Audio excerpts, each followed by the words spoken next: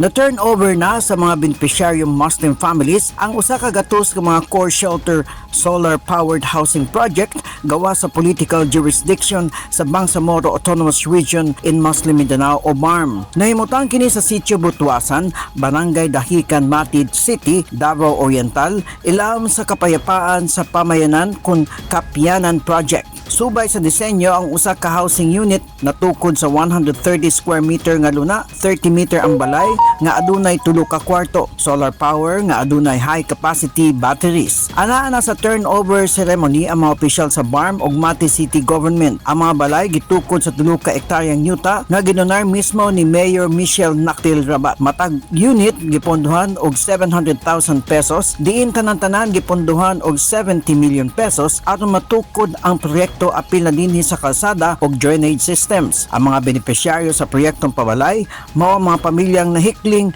ug ang uban nagpito sa ilang sitwasyon. Peng Alinyo, Newsline Philippines, stay safe.